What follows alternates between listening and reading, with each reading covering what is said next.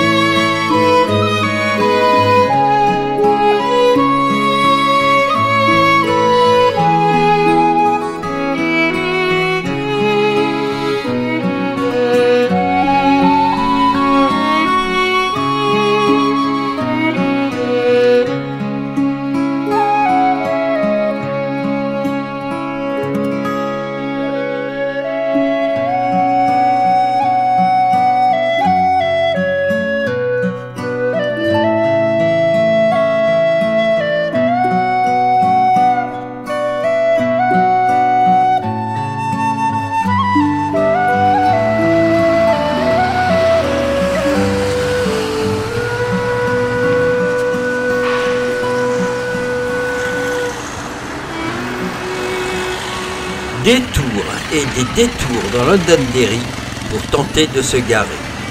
C'est une vraie galère.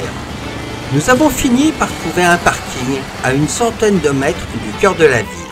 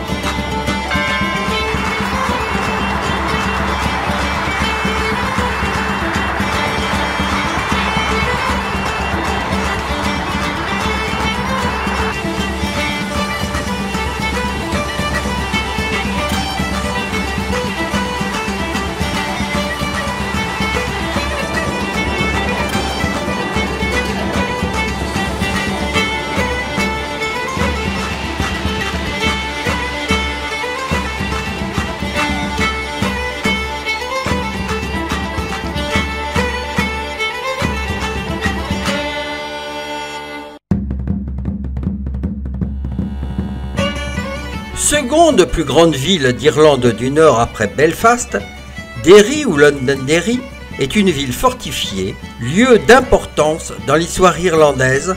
La ville fut le théâtre de nombreux affrontements et événements qui marquèrent à jamais la ville. Aujourd'hui, Derry est une ville reconnue pour son ambiance festive et sa modernité.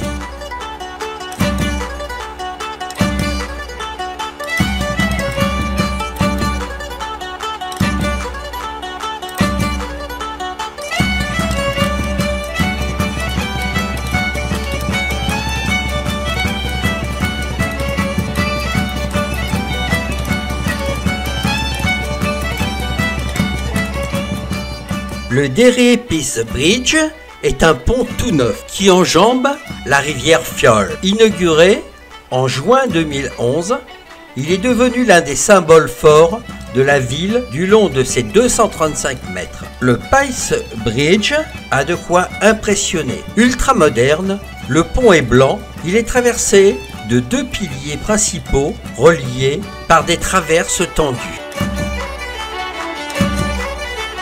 Des murs pour témoigner. Le quartier du Bogside est particulièrement connu pour ses fresques murales impressionnantes, peintes durant l'époque des troubles. Celles-ci témoignent à elles seules du contact historique et politique nord-irlandais avec ses luttes, ses idéologies et ses épisodes tragiques qui ont jalonné l'histoire.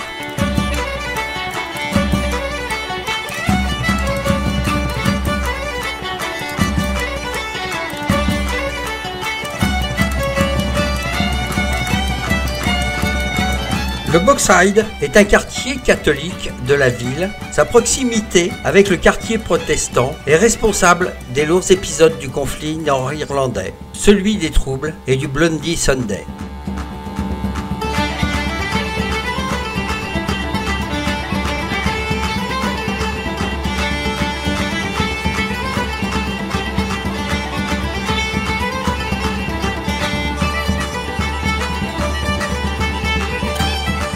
Cette sculpture, créée par Maurice Harron, est érigée en 1992. Elle symbolise la réconciliation entre les deux côtés de la division politique pendant les troubles.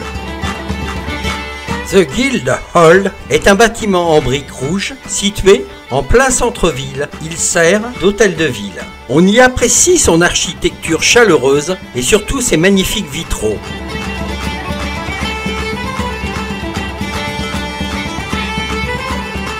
La cathédrale Sainte-Colombe a été construite entre 1628 et 1633 sur les plans de William Parrot dans un style gothique et la première cathédrale protestante suite à la Réforme dans les îles britanniques est dédiée à Saint Colomba, le moine d'Irlande qui a établi la chrétienté dans la région avant d'être exilé d'Irlande et d'introduire le christianisme en Écosse et dans le nord de l'Angleterre.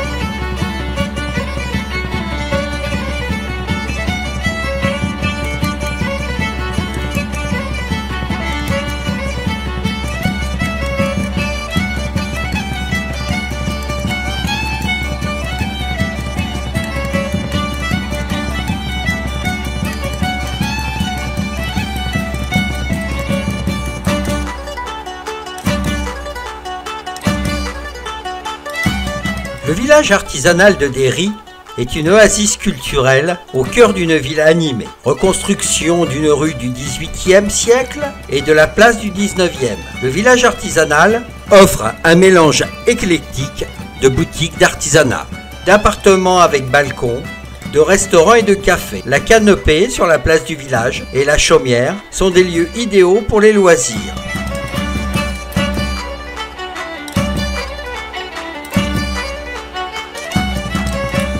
Le nom officiel de la ville est Londonderry. Cependant, les nationalistes et la plupart des catholiques d'Ulster utilisent le nom de Derry, tandis que la plupart des protestants unionistes l'appellent Londonderry.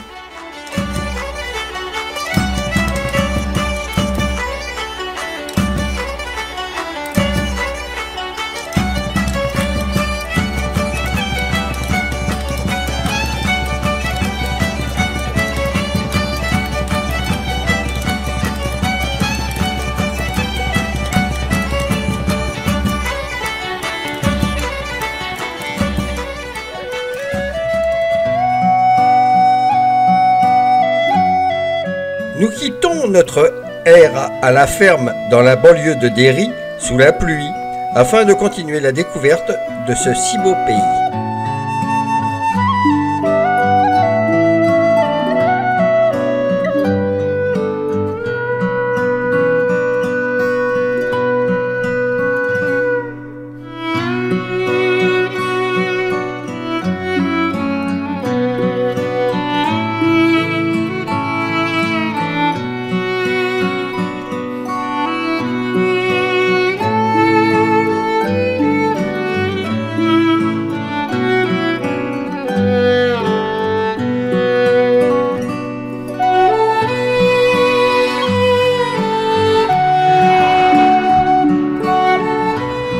Coleraine est une ville essentiellement étudiante. Elle accueille chaque année 5000 étudiants de l'université de l'Ulster. C'est une ville dynamique aux monuments historiques imposants.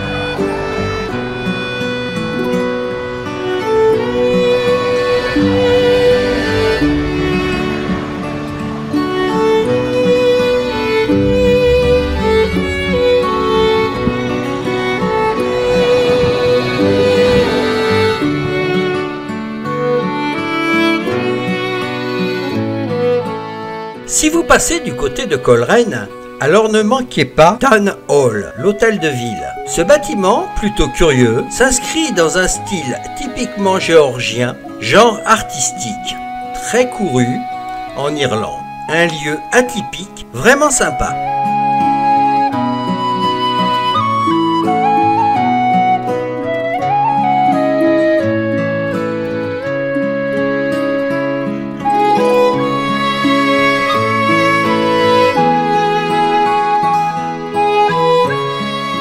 Coleraine possède de nombreux grands monuments qui valent la peine d'être vus. Parmi eux, notons surtout la Sainte Malade Cheese Church, une église néo-gothique. Mais si vous préférez les lieux historiques hauts en couleur, rendez-vous à la Saint Patrick Church. Cette église a été bâtie par Saint Patrick lui-même. Mais hélas, ces deux monuments étaient fermés lors de notre passage.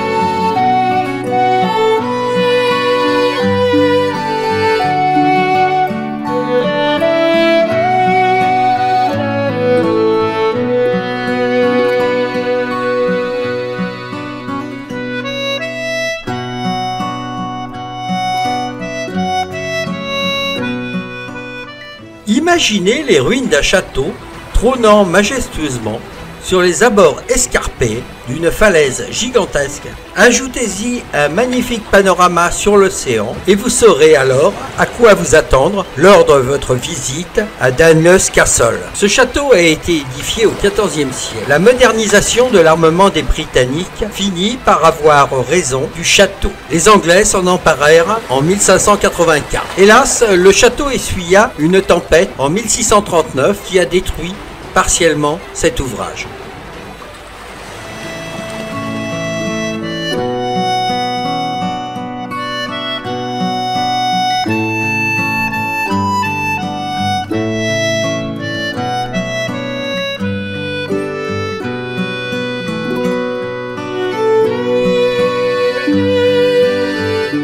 Bushmill est un petit village très sympathique et surtout connu grâce à son whisky. Nous en reparlerons.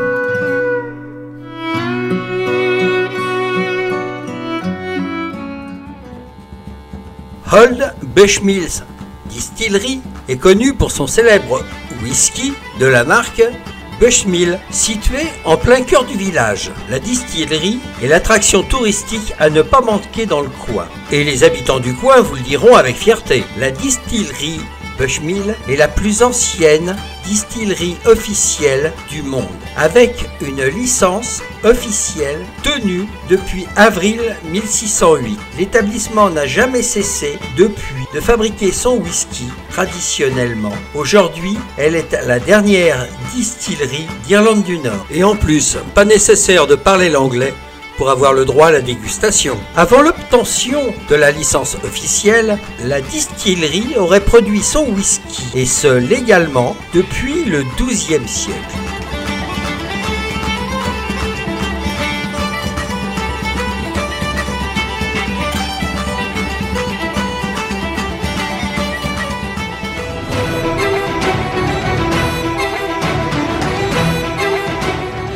La chaussée des Géants est une gigantesque formation géologique constituée de plus de 40 000 colonnes hexagonales, atteignant pour certaines jusqu'à 12 mètres de haut. Chaque année, des millions de touristes s'y précipitent.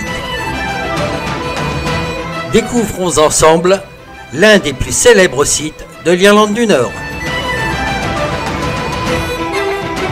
Avant de partir dans des explications scientifiques concernant le comment du pourquoi de ces formations, sachez que la chaussée des Géants est avant tout le berceau d'une importante légende irlandaise. Les habitants locaux y sont attachés et ne manquent pas de l'évoquer avec un certain amusement.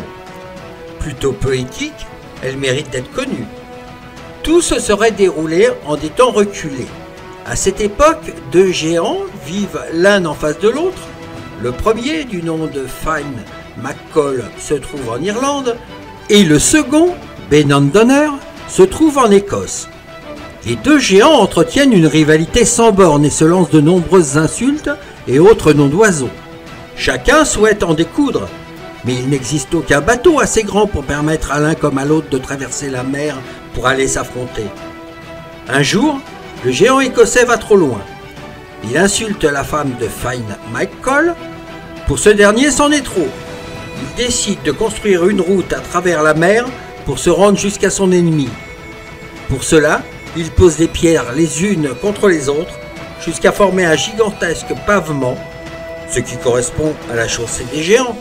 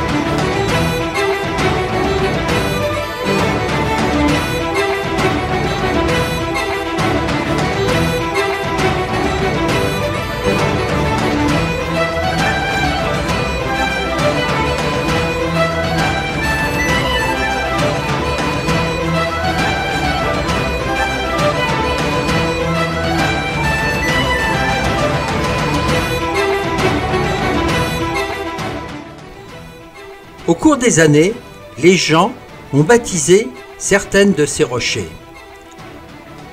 Par exemple, la harpe. Elle est composée de colonnes incurvées qui descendent jusqu'au ras de l'eau. Ou bien aussi la botte des géants. Cette dernière, en forme de botte, se trouve sur une plage. Elle mesure environ 2 mètres de haut. Certains ont calculé que le géant qui portait cette botte devait mesurer presque 16 mètres.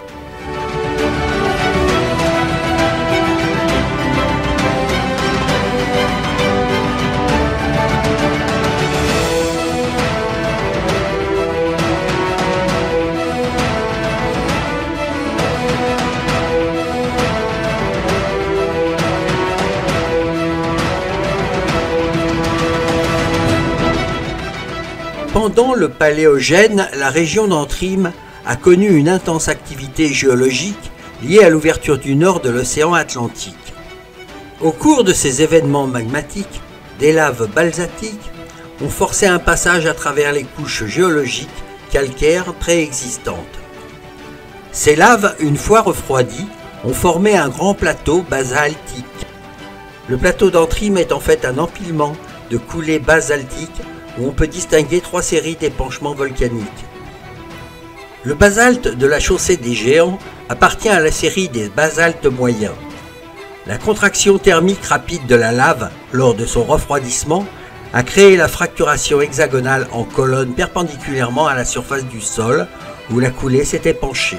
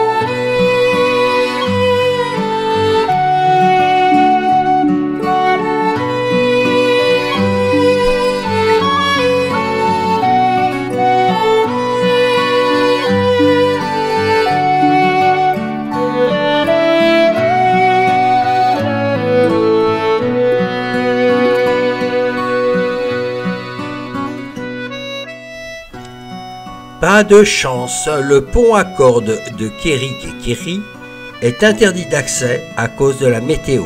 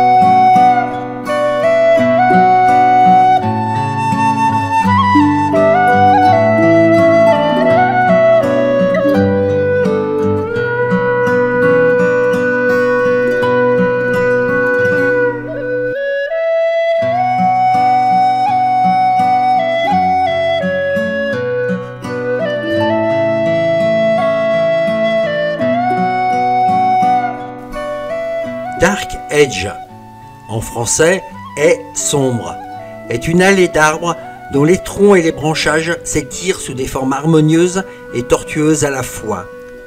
Cela donne un site magique et mystérieux qui a notamment séduit les cinéastes convaincus que Dark Edge pouvait être un formidable lieu de tournage pour la série Game of Thrones.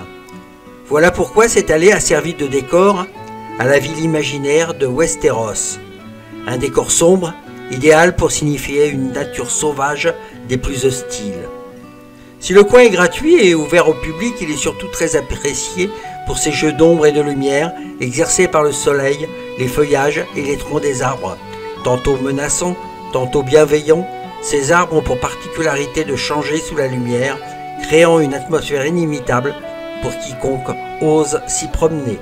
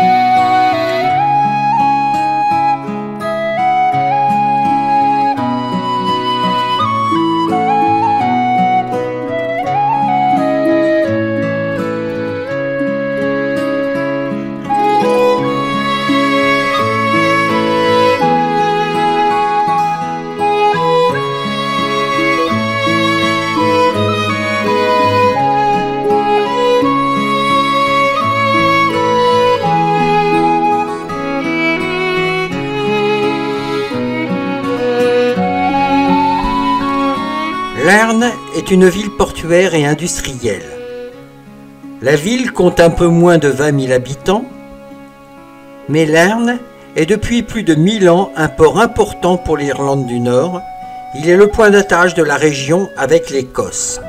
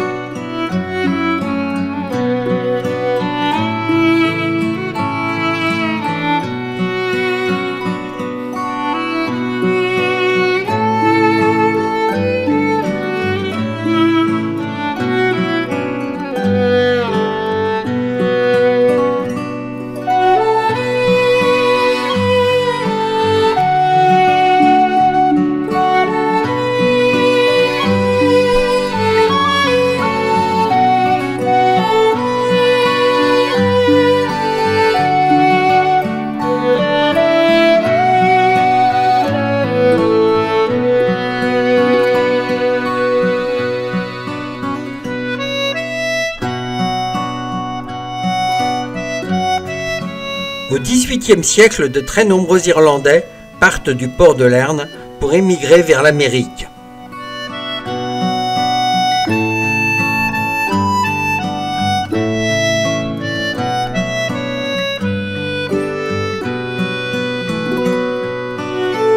Un monument dans Smiley Park commémore le Friend Godwill, le tout premier bateau d'émigrants parti de Lerne en mai 1717 à destination de Boston.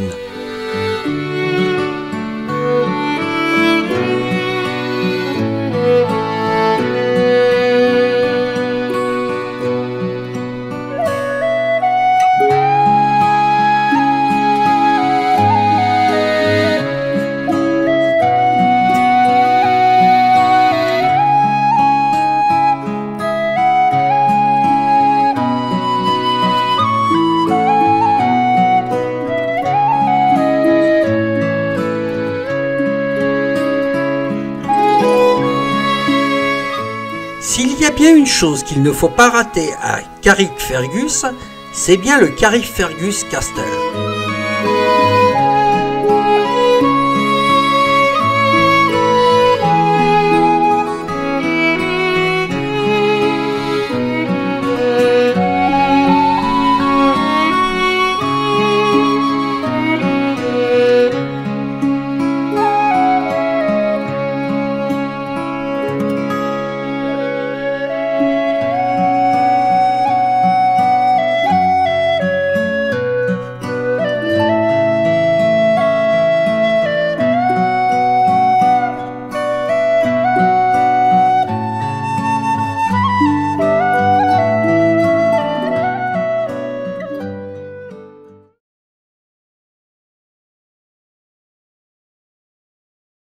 Le Carrickfergus Castle est une forteresse médiévale de style normand érigée en 1177 sur la rive nord du Belfast Lough.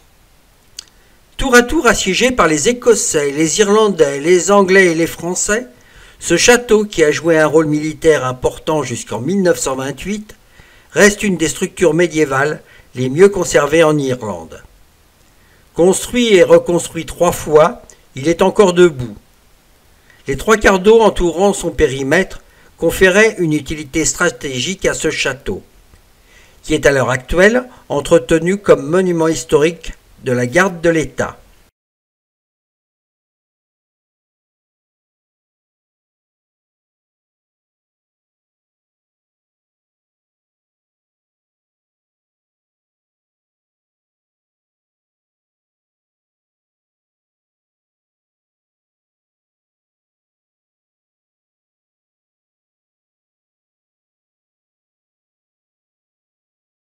Hélas, lors de notre passage, comme il est en pleine rénovation, nous n'avons pas pu visiter l'intérieur.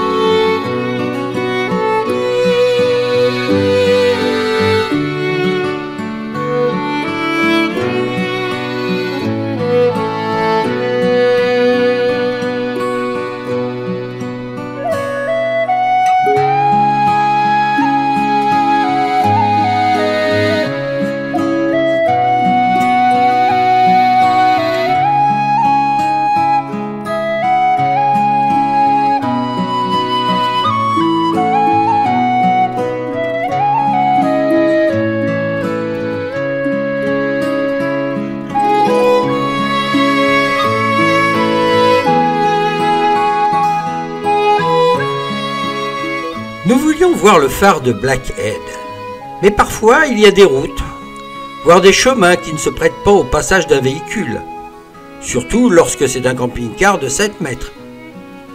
Encore heureux que ce charmant Irlandais nous avait laissé son portail ouvert. J'ai pu y faire un demi-tour. Sinon c'était tout le chemin en marche arrière.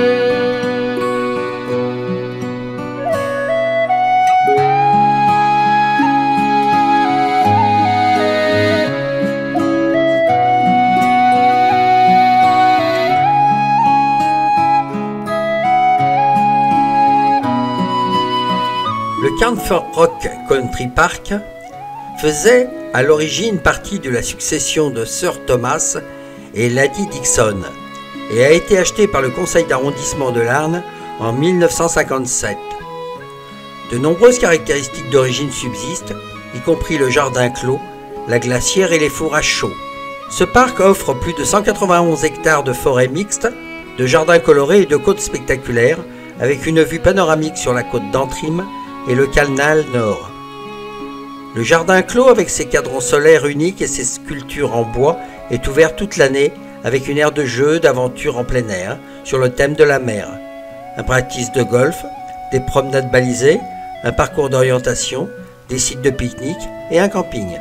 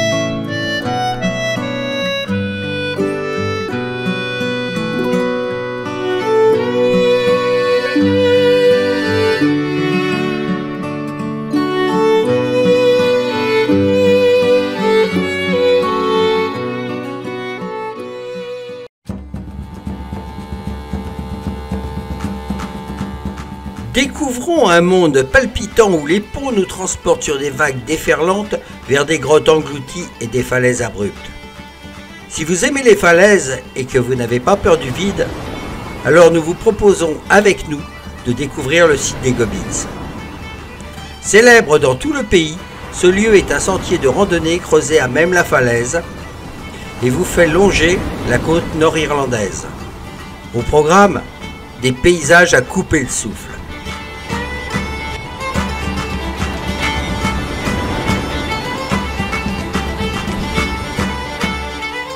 La première partie de notre aventure, le long de la Gobbins Cliff Walk, qui est connue sous le nom de Wise Hay, du nom du créateur du sentier. On passe par un trou en forme ovale qui est creusé dans la roche. À l'origine, c'était là qu'un percepteur de péage percevait ses droits d'entrée. À côté se trouve le panneau original pour les Gobbins, qui est également coupé dans la paroi rocheuse. Ce sentier creusé continue ensuite de serpenter autour des belles falaises.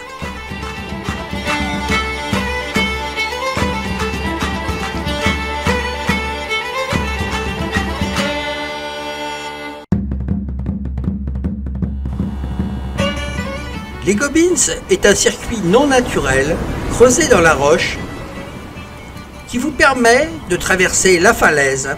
Ainsi, on emprunte des escaliers en pierre, des ponts, des ravins ou encore des grottes pour atteindre l'autre côté du promontoire rocheux. Le circuit est superbe et offre de jolis points de vue sur la mer, sans parler des aquariums naturels qui ont été créés suite à l'exploitation de la roche.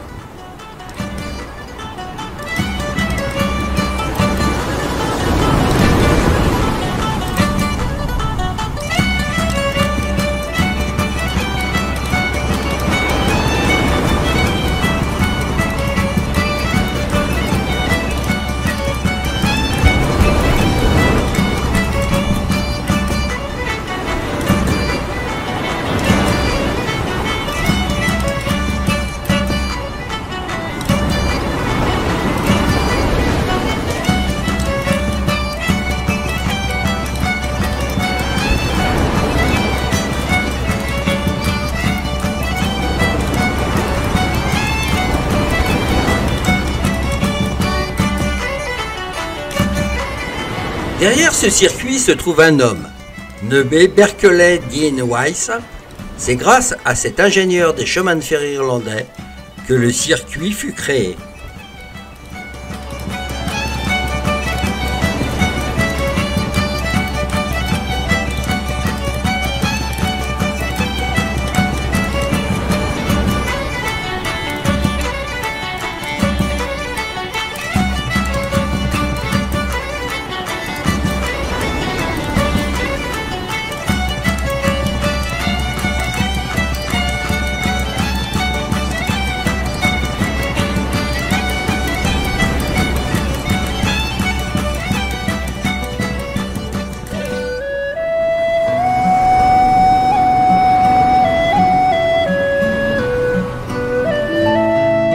Le premier chemin des Gobbins fut ouvert au public en 1902.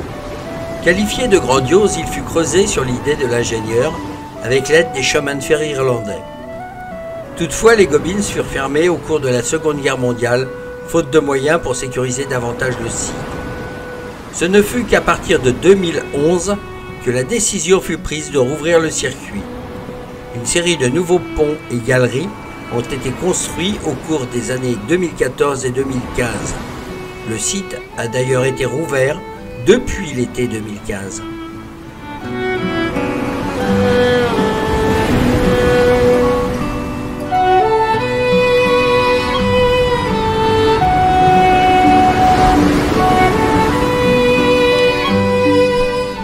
En fait, le sentier des Gobbins est une visite à pied, entièrement guidée, de 3 heures. Pour notre part, notre groupe a mis plus de 4 heures, en se frayant un chemin le long des falaises de basalte de la célèbre Causeway Coast. On traverse des ponts suspendus, des tunnels, des sentiers, dans une expérience unique de découverte d'un littoral spectaculaire. En parcourant le sentier, le guide nous parle de la géologie, de la biodiversité de la région, ainsi que de l'histoire attachée à l'endroit. En regardant Vers les eaux abritées, une abondance d'animaux sauvages est souvent visible, et le pont suspendu offre un point de vue étendu sur un lieu de nidification pour les oiseaux de mer.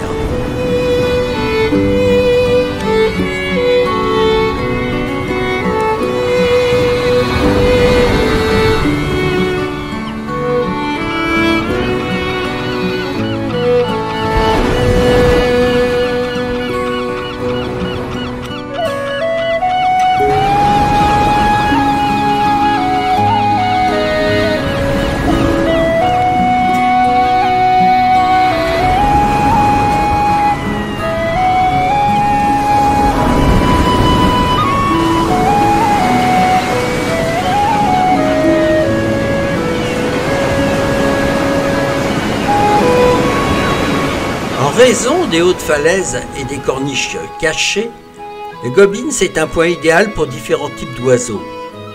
Il y a des macareux, des becs de rasoir et même des cormorans. Parfois, en traversant les passerelles, on peut même apercevoir un phoque ou deux dans les eaux en dessous.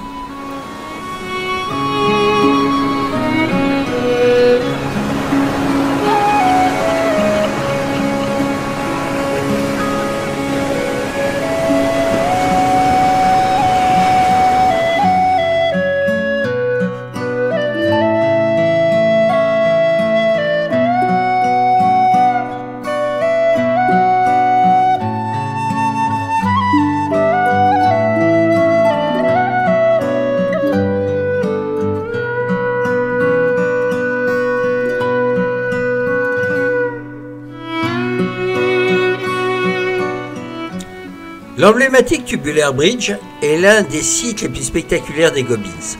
À seulement 10 mètres au-dessus des mers tourbillonnantes, ce pont est exposé. On risque donc de se faire éclabousser. Mais aujourd'hui, la mer était calme.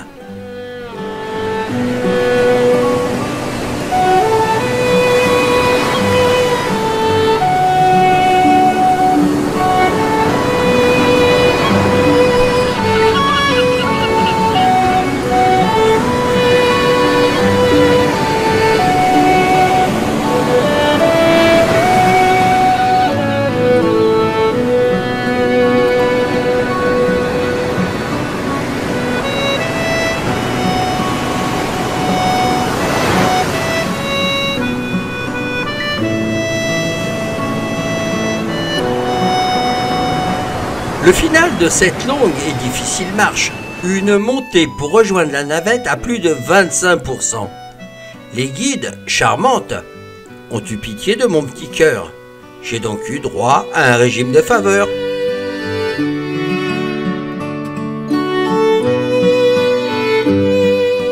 Nous quittons les Gobbins, direction Ballylunford Dolmen, qui est situé près de la pointe nord-ouest de la péninsule d'Eastern Madge et près de la centrale électrique de Ballylunford. Il est connu localement sous le nom de l'hôtel du druide et pourrait avoir 4000 ans, ou les restes d'une tombe de passage encore plus ancienne. Le dolmen se trouve dans le jardin, devant une maison. Une plaque murale sur le site décrit le dolmen comme une tombe à chambre unique érigée entre 2000 et 1600 avant Jésus-Christ.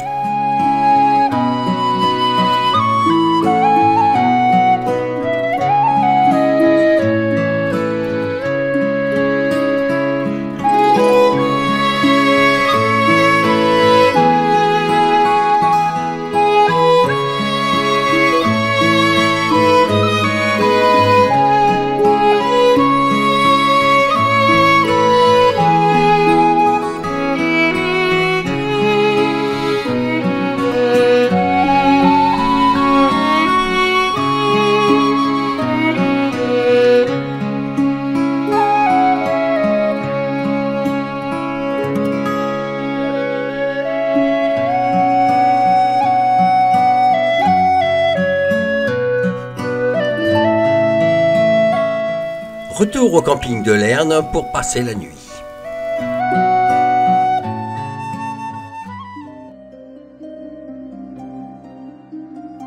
Nous quittons le camping de Lerne avec les essuie-glaces.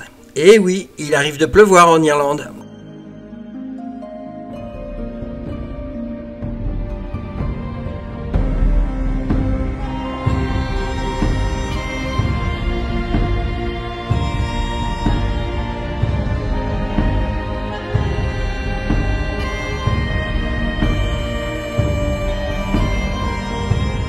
Nous repassons devant Carrickfergus Castle.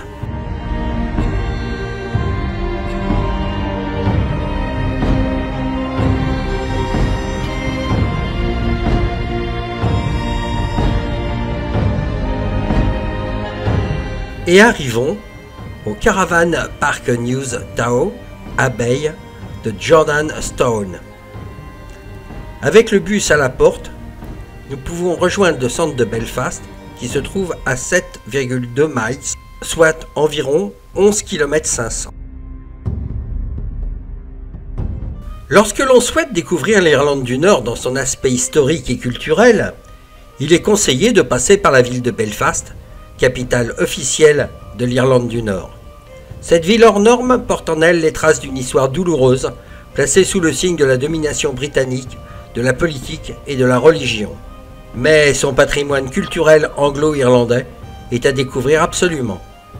La zone urbaine du Grand Belfast compte plus de 650 000 habitants. Mon coup de cœur de cette ville sera évidemment pour le Belfast City Hall, qui est un monument majeur de la ville. Ce dernier sert de mairie et possède une histoire ainsi qu'une architecture aussi fascinante qu'incontournable.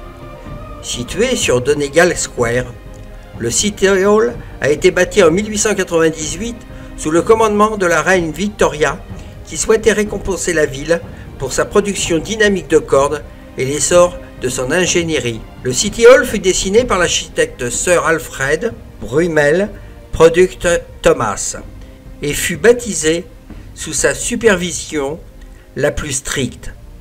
Il faut préciser que le chantier était des plus considérables et avoisinait un coût de construction de plus de 360 000 livres sterling, soit quasiment 440 000 €.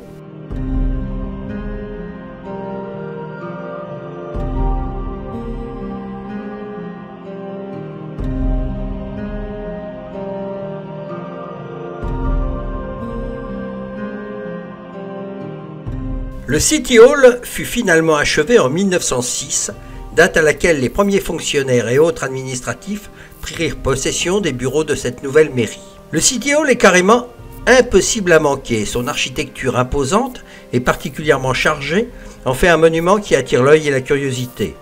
D'un style victorien et néo-baroque, le City Hall s'étend sur plus d'1,5 hectare dans le centre-ville de Belfast.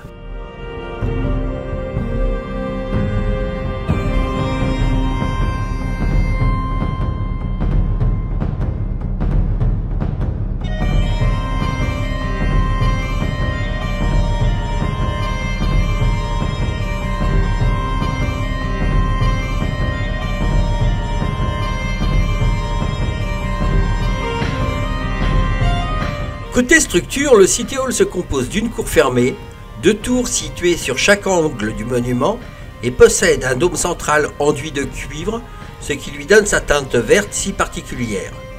Les murs sont quant à eux constitués de pierres de Portland. Quant au fronton principal, celui-ci aurait été sculpté par F. W. Pomeroy et possède toutes les caractéristiques néo-baroques de rigueur.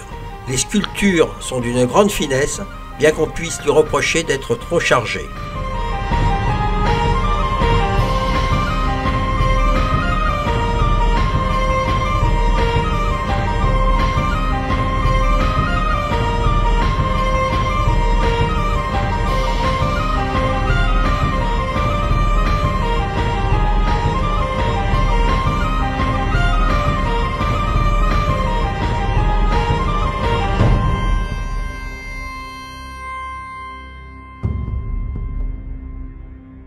Le monument est également doté de magnifiques jardins arborés qui font la joie des employés de bureau et des étudiants qui ont tendance à pique-niquer l'été sur la pelouse du City Hall.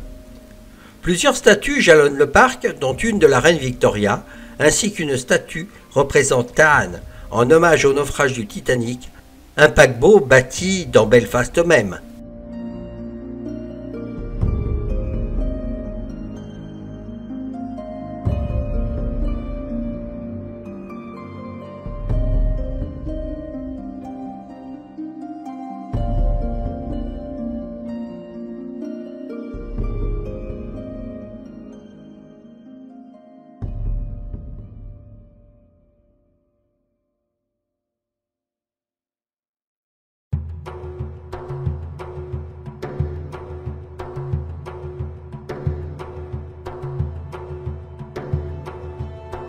La honte de Belfast.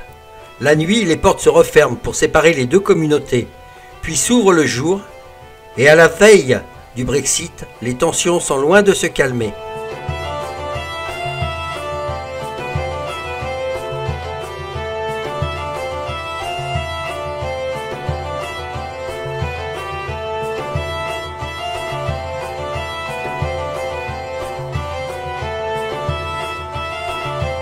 La première fresque murale apparaît en Irlande du Nord en 1908, plus précisément à Belfast, sur Bear Bridge.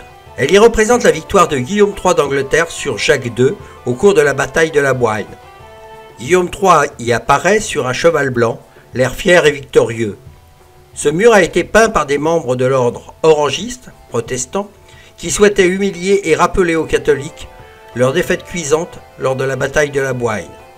Très vite, les catholiques répondèrent également par peinture interposée et peignent sur leur maison des fresques marquant leur combat contre les protestants.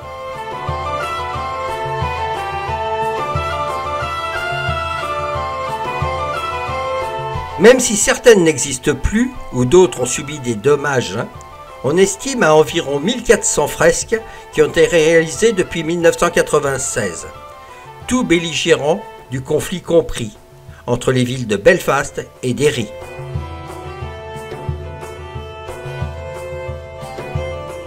Oublions les clichés d'une ville autrefois dangereuse. Belfast est de nos jours devenue une ville chaleureuse, dynamique, conviviale, où il fait bon vivre. Comme tout bon touriste qui se respecte, on n'a pas manqué le tout récent Titanic Belfast Experience, un musée entièrement dédié au bateau qui a malheureusement fait naufrage en 1912. Certes, grandiose, mais un peu piège à touristes tout de même.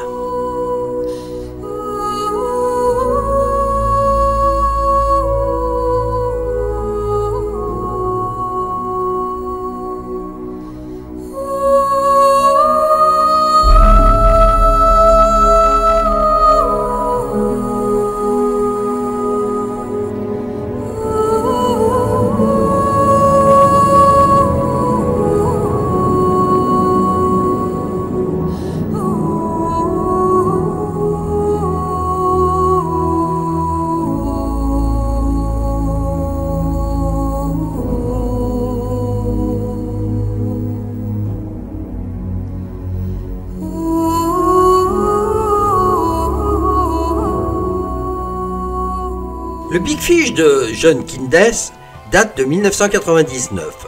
Ce poisson plutôt imposant fait référence au saumon de la connaissance, une légende issue de la mythologie irlandaise. La sculpture est constituée de carreaux en céramique imprimés, ornés par des textes et des images relatives à l'histoire de Belfast. Une œuvre sympathique qui se veut artistique, mais surtout ludique, de 10 mètres de long.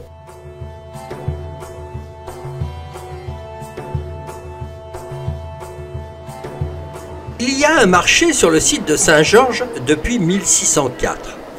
L'actuel marché, primé de Saint-Georges, construit entre 1890 et 1896, est l'une des plus anciennes attractions de Belfast. Le marché de Belfast réunit chaque semaine plus de 150 stands proposant des produits variés allant du poisson aux fruits en passant par de succulents fromages ou encore de la viande élevée dans les prairies nord-irlandaises. Quelques antiquaires en profitent également pour faire la présentation de quelques pièces rares. Un lieu parfait pour les amateurs de bonne cuisine et de mets délicats.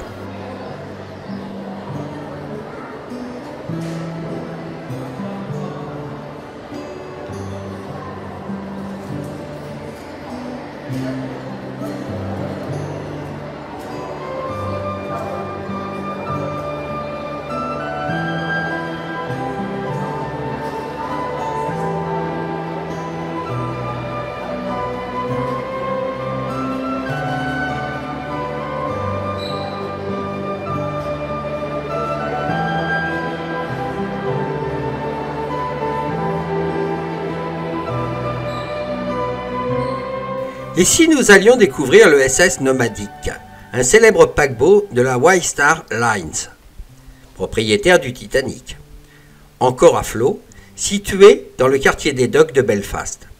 Surnommé le petit frère du Titanic, ce navire à vapeur a été construit en 1911 et est aujourd'hui reconverti en musée flottant. On peut donc le visiter et admirer le luxe de l'époque. Bien que très abîmé et au départ destiné à la casse, il sera finalement sauvé et restauré en 2013 par des associations. Il se visite du pont jusqu'à la cale, avec son expo, ses maquettes grandeur nature et son mobilier d'époque. Vous plongerez au cœur même de l'histoire du paquebot et par extension de celui du Titanic.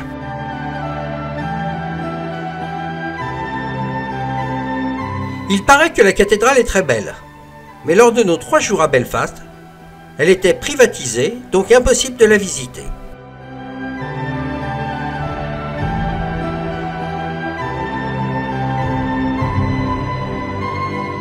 Allez, nous continuons notre balade dans Belfast, en commençant par la tour de l'horloge.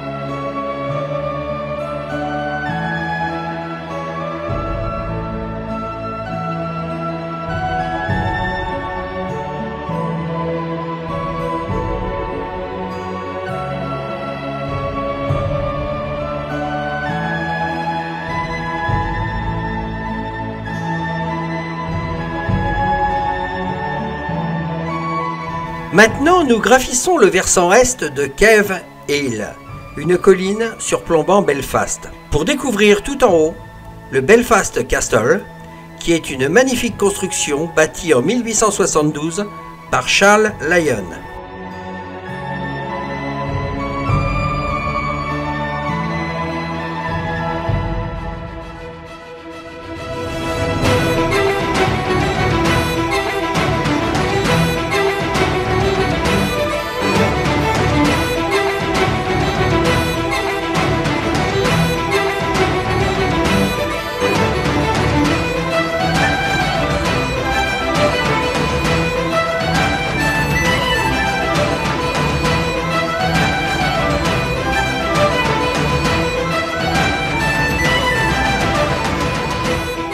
Remarquablement conservé, le château est très souvent pris d'assaut par les touristes. Et le coin est vraiment super pour une visite historique de Belfast. Sans parler du somptueux panorama donnant sur la ville et ses vallées. Le Belfast Castle actuel remplace un ancien château bâti par les Normands au cours du XIIe siècle. Entre-temps détruit, ce n'est qu'en 1872 qu'un nouveau château est élevé pour la 3e marquise de Donegal. Ce dernier est alors bâti dans un style typiquement écossais, très apprécié par la reine Victoria.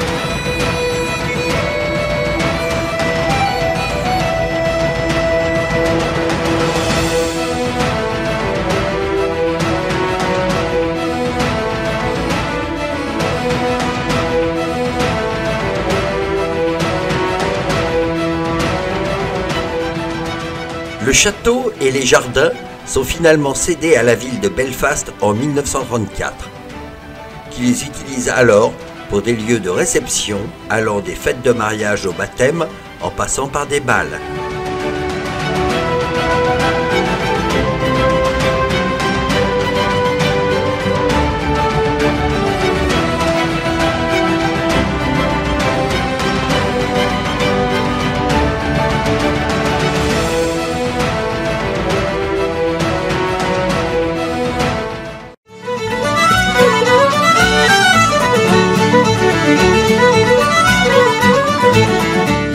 3 jours passés à Belfast, nous quittons donc le camping et allons contourner la ville.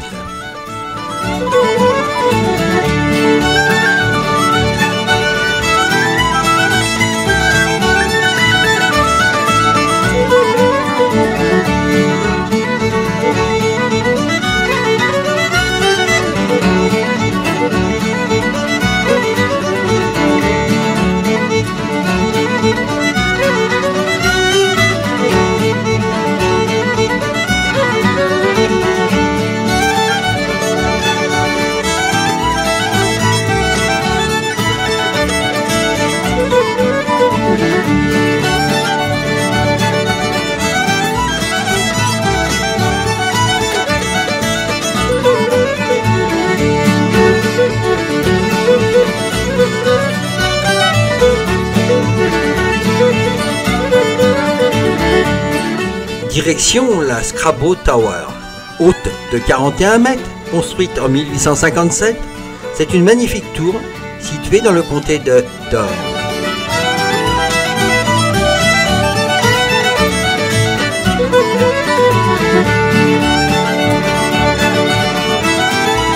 Bâtie sur un piton en roche volcanique, cette tour surplombe la ville de Newtown Hart.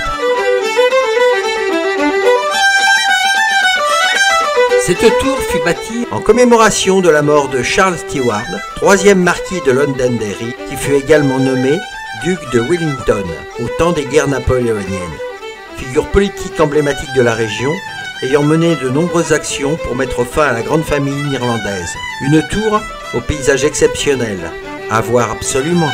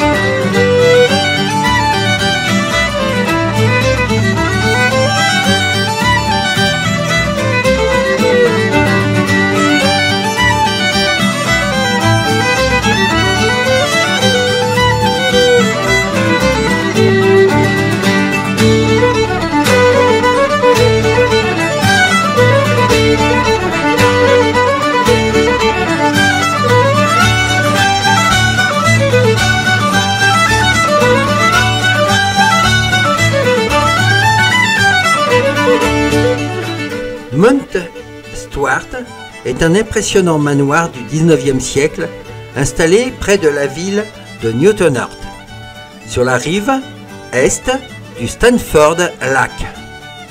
Le manoir fut le siège de la famille Van Tempest Stewart, dont l'un des membres était alors marquis de Londonderry. De nos jours, le manoir et son domaine sont la propriété du National Trust et il est possible de les visiter.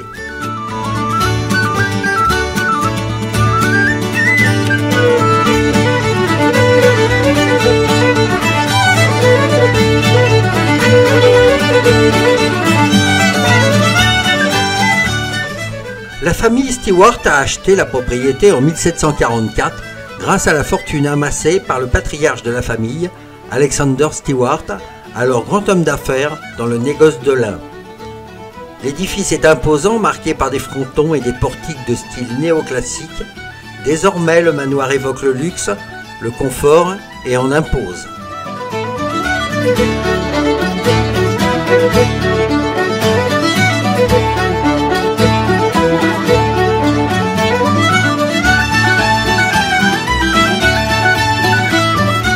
Le 7e marquis Stewart finit par hériter du manoir et décide d'y emménager. Bien décidé à le rénover, ce couple apporte alors un nouveau souffle au domaine. Le lieu est magnifique, bucolique et hautement historique.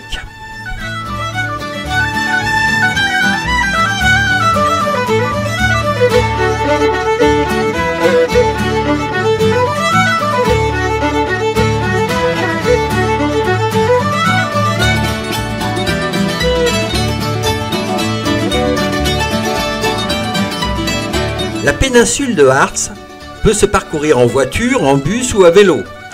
Une route permet d'en faire le tour complet et de traverser, entre autres, plusieurs villages, dont Donadé. Sympa avec son port de pêche, vieux du XVIIe siècle, le village accueillerait entre ses murs le plus vieux pub d'Irlande, le Grassnail, fondé en 1611. Nous passerons la nuit sur le port.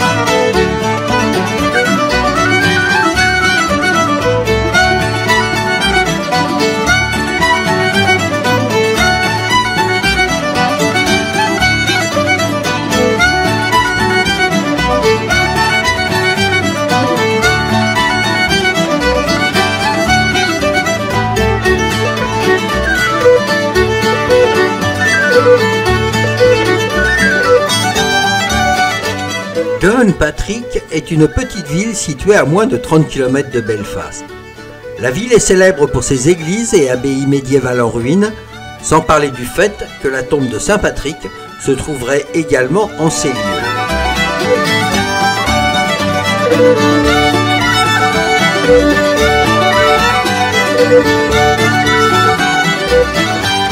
La Down Cathedral est une église un peu spéciale. Elle serait le lieu où fut enterré le célèbre Saint Patrick, responsable de la christianisation de l'Irlande au cours du 5e siècle. Magnifique, cette église attire donc chaque jour plusieurs milliers de visiteurs venus se recueillir et rendre hommage au saint. La cathédrale fut construite au XIIe siècle pour servir au début de monastère augustin.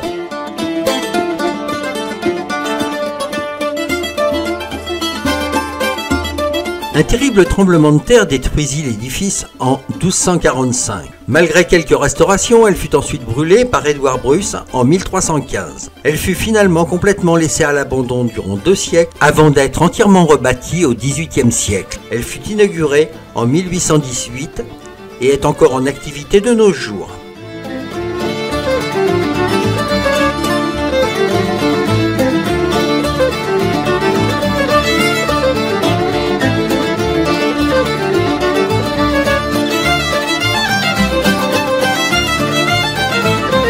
La nef rend hommage à Saint Patrick par l'intermédiaire de peintures, de statues et de nombreux vitraux relatant les grands épisodes de l'évangélisation de l'Irlande.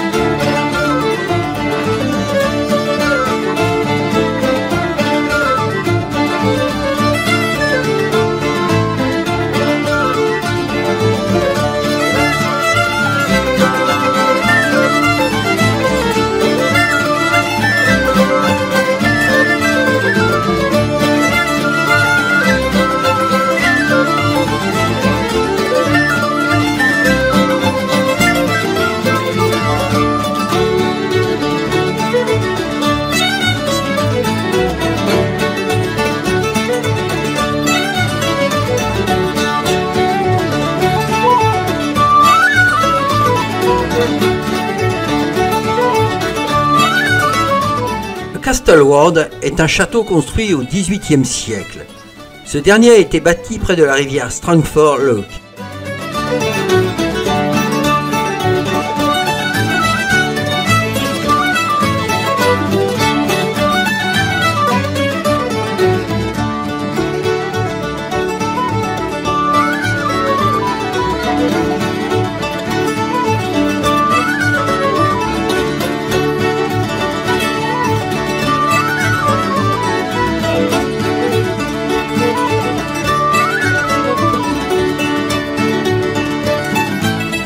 Il a pour avantage d'accueillir entre ses murs un manoir, une scierie, un moulin à maïs, une salle de théâtre, ainsi qu'une petite blanchisserie, et des jardins magnifiquement arborés au sein desquels on peut se promener.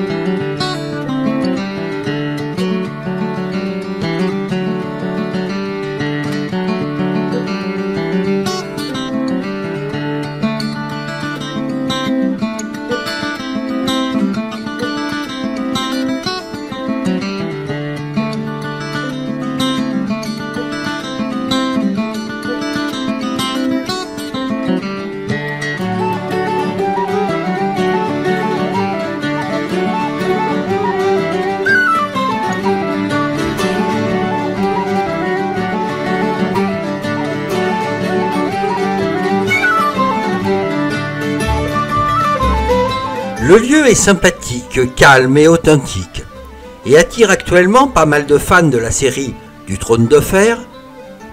Le château a en effet servi de lieu de tournage à quelques scènes de la série.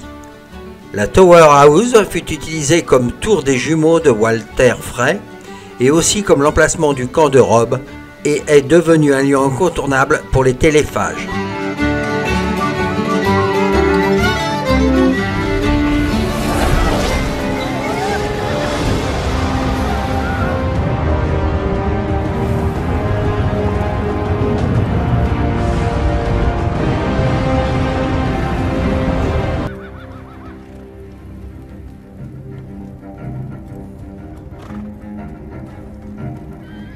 Valar Morghulis. Valar Dohaeris.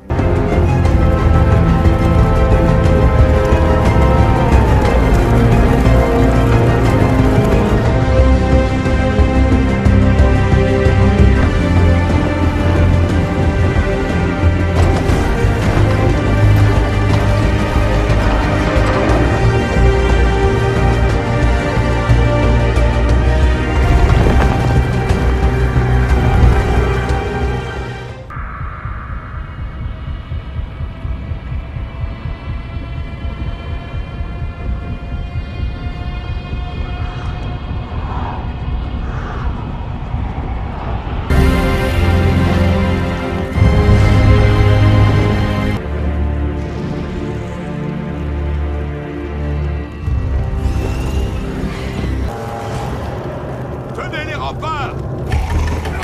Tenez les remparts!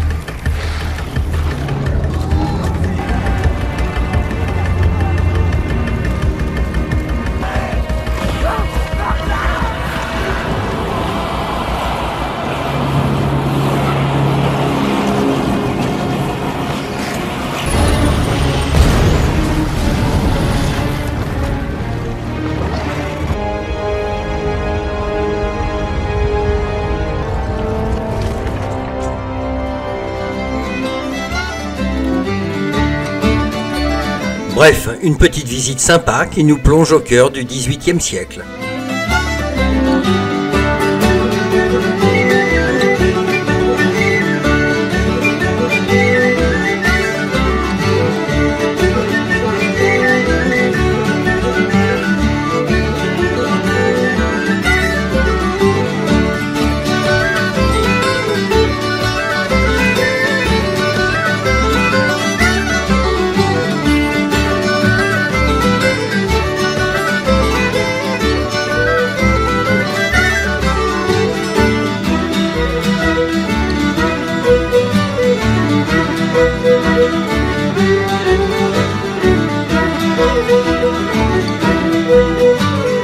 halte pour la nuit n'était pas prévue à Tollymore Forest Park, mais se poser au camping dans cet immense parc forestier, avait-on le choix de faire autrement?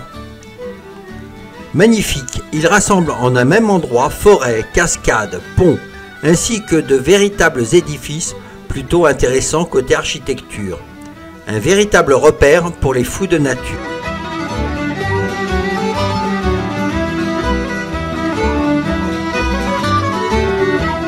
Pour l'anecdote, on découvre que c'est au sein de cette forêt qu'étaient autrefois prélevés les chênes utilisés pour la déco intérieure des paquebots de la White Star Line. Le Titanic ne fait pas exception, et ce sont bien les chênes de Tollymore qui furent utilisés pour l'agencement intérieur du bateau.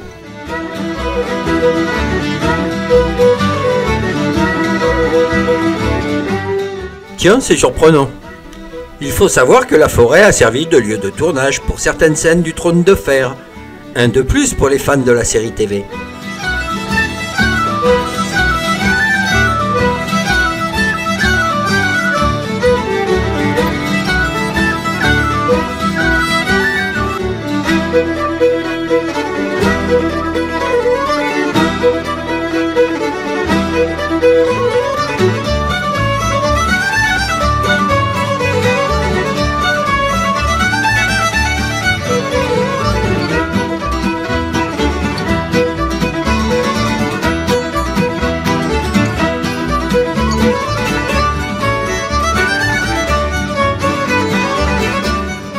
Newcastle est un charmant village.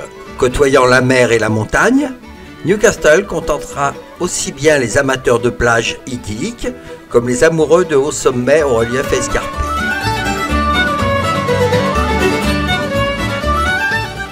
Ça passe, mais c'est juste quand même.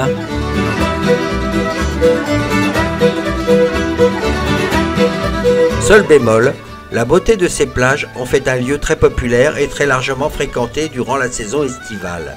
Et même en dehors, nous avons tourné, viré pour tenter de trouver une place pour se garer, mission impossible.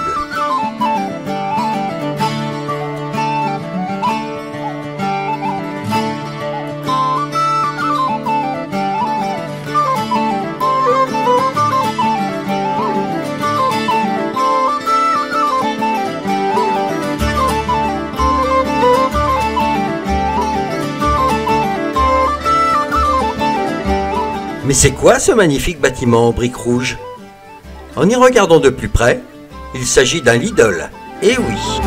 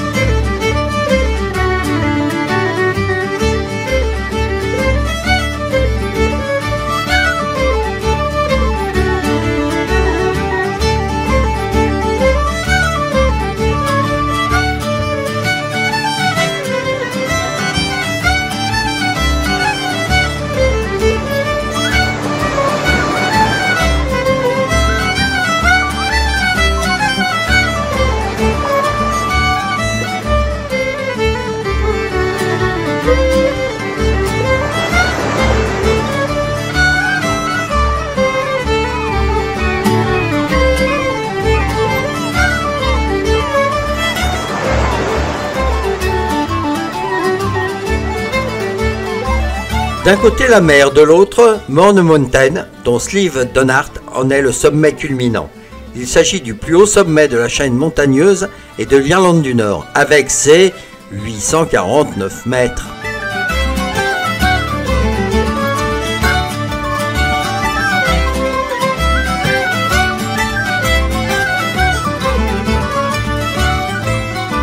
Rostrevor est le lieu de naissance du major général Robert Ross de Bladensburg, un commandant britannique pendant la guerre de 1812. Le monument de Ross se dresse au-dessus de la route de Farren Point, en bordure du village. C'est un obélisque de granit érigé à sa mémoire en 1826.